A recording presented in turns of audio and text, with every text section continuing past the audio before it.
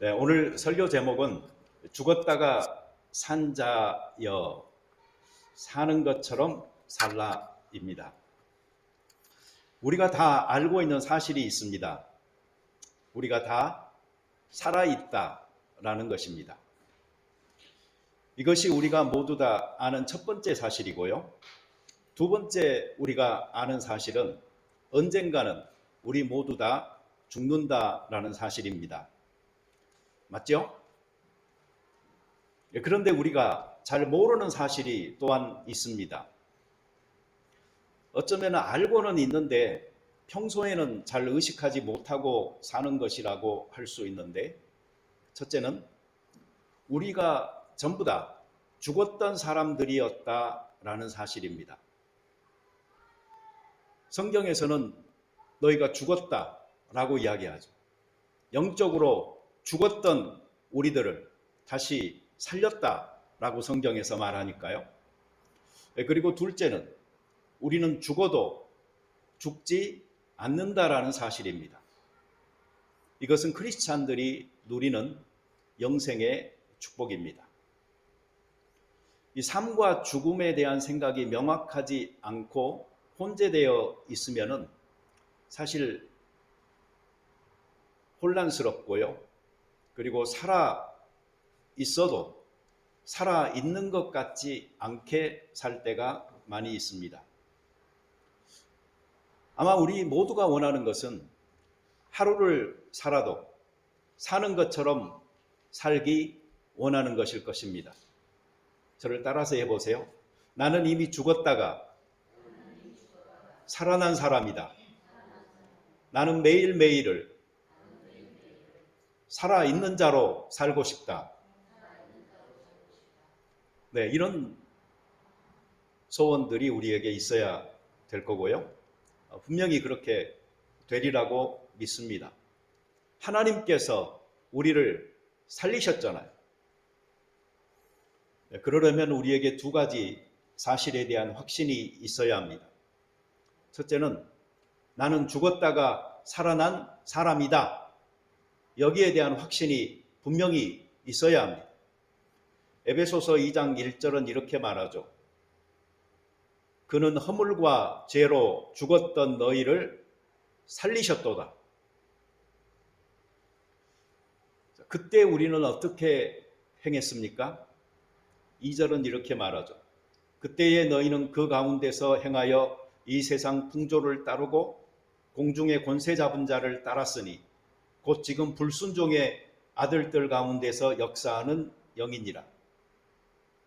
이게 우리였어요. 그때 우리의 신분은 뭐였죠? 3절에 보면은 저 지금 에베소서 2장 3절입니다. 전에는 우리도 다 그 가운데서 우리 육체의 욕심을 따라 지내며 육체와 마음이 원하는 것을 하여 다른 이들과 같이 본질상 진노의 자녀이었더니 우리는 본질상 진노의 자녀들이었던 것이죠. 그렇게 죽을 수밖에 없었던 우리를 다시 살리셨습니다. 자, 그때 그 배후에서 일한 것은 무엇이었지요? 4절에 보면은 긍휼이 풍성하신 하나님이 우리를 사랑하신 그 큰 사랑을 인하여 하나님의 그 큰 사랑, 그 긍휼, 이것이 우리를 다시 살아나게 하셨다라고 이야기하는 것입니다. 두 번째로 우리에게 있어야 될 확신은 그렇기 때문에 우리는 죽어도 죽지 않을 사람이다 라는 확신이 있어야 합니다. 이어지는 성경을 계속 읽어보세요. 에베소서 2장 5절 허물로 죽은 우리를 그리스도와 함께 살리셨고 너희는 은혜로 구원받은 것이니라. 6절 또 함께 일으키사 그리스도 예수 안에서 함께 하늘에 앉히시니.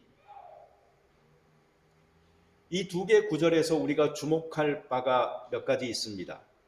첫째는 살리셨고 일으키사 앉히시고, 이것이 전부 다 과거형이라는 사실입니다. 우리의 시제와는 다르지요? 우리는 이것을 미래의 시제로 생각하잖아요. 하나님께서 우리를 다시 살리시고 일으키고 그리고 하늘에 앉히실 것이라고 미래형으로 생각합니다. 그러나 성경은 예수와 함께 하나님께서 우리를 살리셨고 함께 일으키셨고 예수 안에서 우리를 함께 하늘 나라에 앉히셨다라고 이야기하는 것입니다. 우리는 이미 살아났고 이미 일어났고 앉았습니다. 시간적으로는 장차 되어질 일이지만 사건적으로는 이미 이루어진 일인 것입니다. 이것은 단지 시간이 가면 되는 것입니다. 결과가 부활이요 영생입니다. 결과가 이미 승리한 것이니 이보다 더 확실한 일은 있을 수가 없는 것입니다. 그래서 여러분, 영생이라는 것은 이미 얻어진 현재의 축복임을 알아야 합니다. 우리가 나중에 영생을 얻을 것이다가 아니고 이미 우리는 영생을 얻은 사람들이다. 이것이 기독교에서 신앙인들이 능력을 얻을 수 있는 기초가 되는 것입니다. 둘째로 우리가 주목해야 할 바는 살리셨고 일으키사 앉히시니 라는 이 모든 말과 더불어서 나오는 단어가 있습니다. 그게 바로 함께라는 말입니다. 누구와 함께? 그리스도 예수와 함께. 하나님께서 우리를 살리셨고 그리스도 예수와 함께 우리를 일으키셨고 그리스도 예수와 함께 우리를 하늘에 앉히셨다라고 성경은 이야기합니다. 이것은 예수님과 우리의 일체성을 보여줍니다. 예수님과 성도들은 하나입니다. 그리스도가 머리이시고 성도들은 여러 지체로 함께 한 몸을 이루고 있는 것이죠. 하나로 딱 붙어 있으니 예수님과 함께 고난받고 함께 영광 받는 일은 당연한 것이고 이것이 바로 우리 그리스도인의 삶의 임마누엘로 하나님께서 함께 하시는 축복인 것입니다. 그래서 우리는 예수님과 함께 살았다. 예수님과 함께 일어났다. 예수님과 함께 하늘에 앉았다. 라는 이런 확신을 가지고 살 수 있어야 되겠습니다. 셋째로 우리가 주목해야 할 바는 살리셨고 일으키사 앉히시니 이것이 전부 다 수동태라는 사실입니다. 우리가 한 것이 아니고 우리에게 되어진 일입니다. 이어지는 구절들을 보면은 이것이 바로 하나님의 자비, 은혜, 하나님의 선물이다 라고 말하고 있습니다. 그러니 자랑하지 말고 겸손하게 하나님을 높이며 사는 삶이 우리 그리스도인들, 특별히 구원 얻은 성도들의 생활인 것입니다.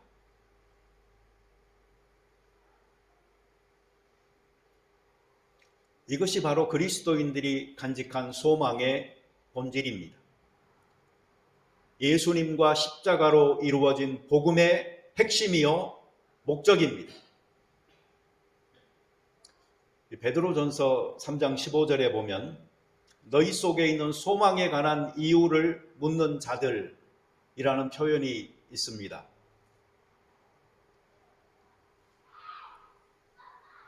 이 표현을 접하면서 우리가 생각해야 될 바는 우리의 소망이 무엇인가 하는 점인데, 베드로가 발견했던 소망,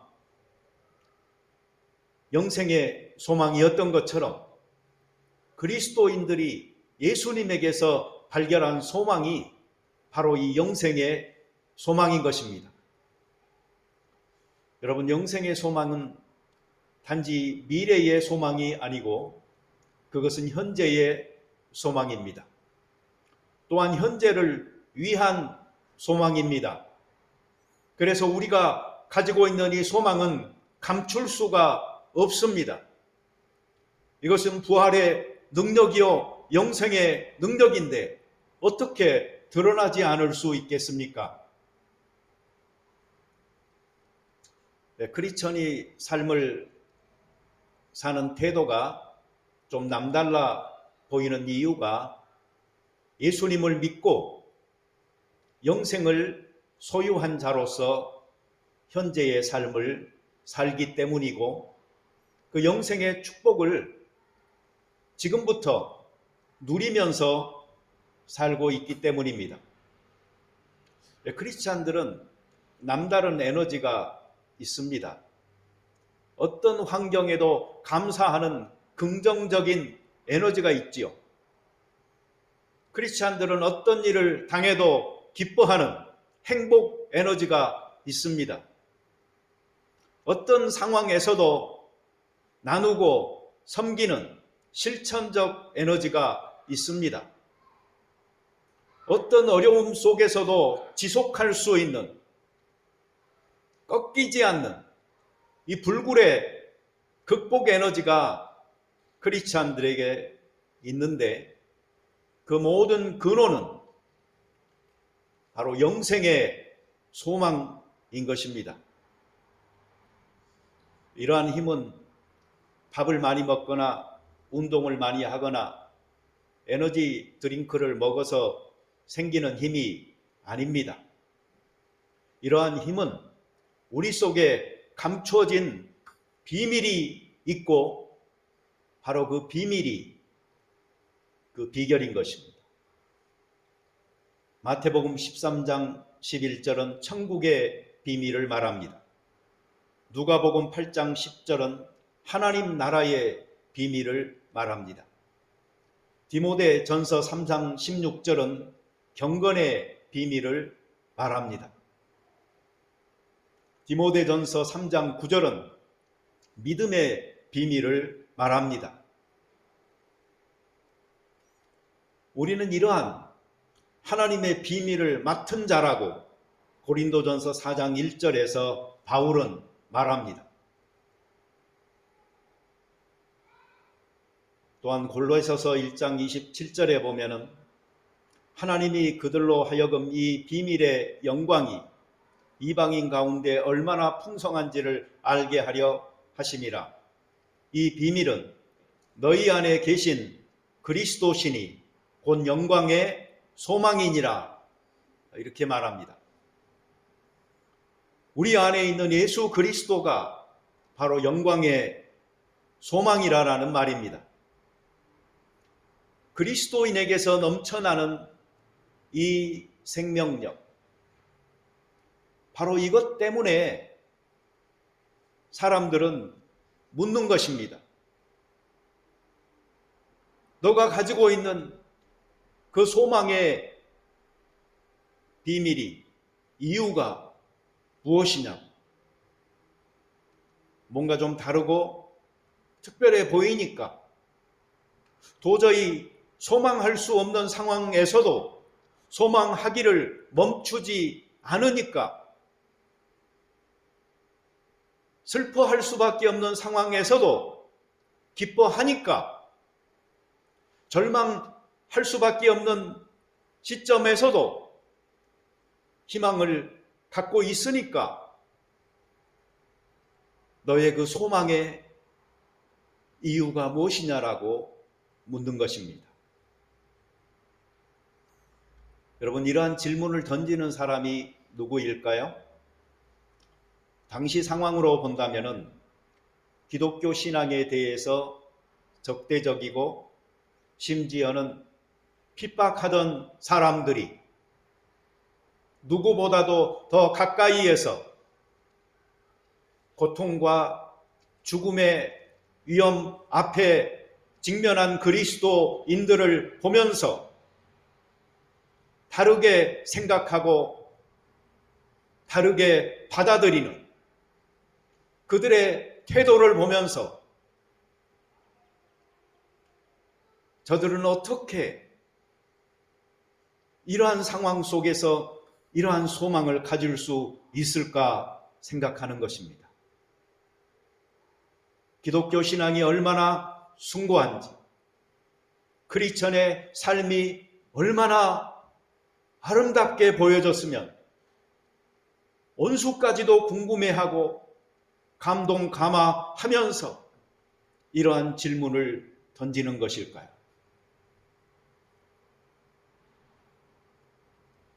그저 하루하루를 견디며 겨우 살다 보면은 왜 사는지조차 별로 신경 안 쓰게 됩니다. 그러면 표정도 어둡고 활기도 없고 누가 봐도 김이 빠지고 혼이 나간 사람처럼 보일 수밖에 없습니다. 그러나 그리스도인들은 이러한 모든 환경과 직면한 상황과 역경을 넘어서서 궁극적인 영생의 소망을 바라보고 있기 때문에 누가 언제 그 사람 주변을 보거나 그 사람 자신을 보더라도 그곳에 머물러 있는 하나님의 평화와 희망의 한 줄기 소망을 발견할 수 있는 것입니다. 소망은 몇 가지 일을 합니다. 첫째로는 나를 살아나게 만듭니다. 생기가 돌게 하고 벌떡 일어서게 만드는 것이죠. 그리스도인의 소망은 부활과 연결되어져 있어요. 부활의 능력과 관계되어져 있어요. 그러니 죽음을 이기고 승리한 그 능력으로 우리 속에서 차오르는 소망이니 이것이 얼마나 힘이 있는 것이며 드러날 수밖에 없는 능력입니까? 둘째로 소망은요, 나를 살아나게 만들 뿐만 아니고 계속 살아 있도록 유지시켜 주는 능력이 있습니다. 꾸준히 소망하는 삶을 살게 만든다는 말입니다. 네, 그래서요, 소망이 나를 살아나게 했고, 그리고 나의 매일의 삶 속에서도 이 소망을 유지하며 살아가게 되면은, 세 번째로는 급기야 다른 사람을 살아나게 만드는 영향력을 갖게 되는 소망이 됩니다. 그래서 어떤 바람, 희망, 소망을 갖게 되면은요, 그 주변의 사람들까지도, 환경까지도 변화시키는 능력이 있습니다. 하나님의 소망이 우리에게 더해질 때 우리는 살아날 수 있습니다. 그래서 우리 그리스도인들은 나에게 있는 소망을 다른 사람들이 보고 있느냐, 그로 인해서 그 사람도 살아나고 있느냐 하는 것을 생각해 볼 필요가 있습니다. 남들이 우리 속에 있는 소망에 대해서 궁금해 할 수 있을 때에 바로 소망을 가진 크리스찬으로 삶을 살고 있는 것입니다. 긍정적으로, 희망적으로 살 때에, 그리고 하나님께서 우리에게 주신 축복으로 인하여 기뻐하면서 살 때에, 그리고 감사하면서 살 때에 우리는 이 소망의 영향력을 남에게 확산시키고 있다, 이렇게 생각하실 수 있겠습니다. 우리는 희망의 증거가 되어져야 되겠습니다. 어둠이 깊을수록 마치 등대처럼 빛을 비출 수 있어야 합니다.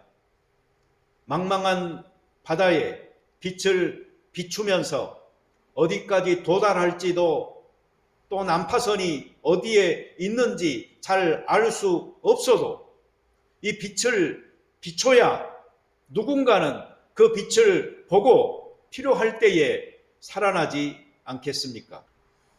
그러나 이 소망이 자신의 찬 자만감을 의미하지는 않습니다. 남에게 상처 주지 않는 빛남을 유지하면서 살아가려면 어떻게 해야 할까요? 성경은 여기에서 세 가지를 이야기합니다. 첫째로는 온유입니다. 이것은 과격하지 않는 태도입니다. 오히려 부드러움, 친절함, 정다움을 의미하는 것입니다. 둘째는 두려움입니다. 여기서 두려움은 남을 대할 때 무시하지 않는 태도를 의미합니다. 존중하고 또 존경하고 경외하는 태도로 남을 대하는 것입니다. 누구든 자기를 가치 있게 대해주면 좋아합니다. 셋째로 선한 양심을 가지라 라고 성경은 이야기하는데, 이는 공통된 의식, 도덕적 의식을 말합니다. 우리가 사는 세상은 자주 우리가 믿는 자라는 이유 하나 때문에 색안경을 끼고 볼 때가 많습니다. 온유와 두려움, 그리고 선한 양심을 가지고 대할 때에 설사 우리를 욕하는 자들의 비방하는 말이 있더라도 그들 스스로가 부끄러움을 당하도록 할 만큼 자기들은 그렇게 행하지도 살지도 않으면서 더 높은 수준을 요구합니다.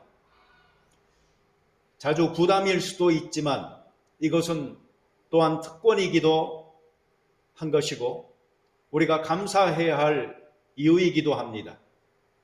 그들이 더 우리에게 기대하고 있다라는 증거이니까요. 그러니 우리는 우리 자신이 더 조심하고 세심하게 먼저 점검할 수 있어야 합니다. 우리가 소망을 가지고 본이 되는 삶을 산다고 모든 것이 잘 풀리지는 않습니다. 고난이 있습니다. 신앙으로 인한 고난이라면 어떤 태도를 가져야 할까요? 성경은 이렇게 말합니다. 첫째, 악을 행함으로 받는 고난이 아니라는 것을 감사할 수 있어야 합니다. 악행이 고난을 자초합니다. 그러나 선행이 고난을 자초하는 세상이라면 그것은 세상의 질서 자체가 잘못된 것이죠. 우리가 사는 세상은 완벽하지 않습니다. 실상은 모든 것이 다 깨져 있는 세상인 것이죠. 여기는 천국이 아닙니다. 그래서 하나님의 뜻이 온전히 이루어지지 않습니다. 이 세상 살면서 완벽한 평화, 평안, 행복을 기대한다는 것은 어리석은 일입니다. 둘째로는 선을 행함으로 고난받는다면 우리는 더욱 감사할 수 있어야 합니다. 사람들은 일반적으로 13절처럼 이렇게 생각하죠. 너희가 열심으로 선을 행하면 누가 너희를 헤아리요. 그러나 항상 그렇게 되지는 않습니다. 그래서 14절에 보면은 의를 위하여 고난을 받으면 복 있는 자니 그들이 두려워하는 것을 두려워하지 말고 근심하지 말고라고 이야기합니다. 시편 38편 20절에도요. 악으로 선을 대신하는 자들이 내가 선을 따른다는 것 때문에 나를 대적하나이다 라고 말하고 있어요. 내가 선을 따른다는 것이 고통 없는 대가를 의미하지는 않습니다. 고통 속에서도 내가 선의 편에 서 있고 경건한 대가를 치르는 것이라면 그것으로 인하여 감사할 수 있어야 됩니다. 하나님의 뜻은 우리가 잘 모릅니다. 하나님의 뜻은 신비롭습니다. 미래라는 문이 열리면서 그 하나님의 뜻은 점점 더 가까워지고, 그리고 미래가 과거가 되어 멀어질 때에 그 하나님의 뜻은 점점 더 분명해지는 것입니다. 그러니 현재 살아가는 우리의 삶은 하나님의 뜻에 대한 오리무중 가운데 있는 것 같지만 바로 하나님의 뜻을 온 몸으로 그리고 온 삶으로 받아들이면서 하나님의 역사적 주관하심과 함께 우리가 열어나가는 세상으로 맞이하는 미래가 되는 것입니다. 우리 같이 기도 드리겠습니다. 자비로운 주님 감사합니다. 이 세상은 고통과 실망, 절망 속에 깊이 신음하고 있는 듯 보입니다. 그러나 이 안에서 우리는 죽었다가 다시 하나님께서 살리신 자로 발견한 영생의 소망을 간직하고 살기 때문에 어떤 상황에서도 절망하지 아니하고 이 소망으로 인하여 즐거워하면서 때로는 의인의 고난 속에서도 기뻐할 수 있는 것을 감사드립니다. 우리가 천국의 소망을 가진 사람으로서 미래에 이루어질 일이다라고 막연하게 생각하지 말고 그 영생은 이미 내가 소유한 것이고 지금 현재 나의 삶 속에 놀랍게 영향을 미치는 하나님의 능력이요 힘이 되어 그리스도인으로서의 삶을 어려움과 고난 속에서도 잘 감당하면서 살아가는 우리들 될 수 있도록 축복하여 주시옵소서.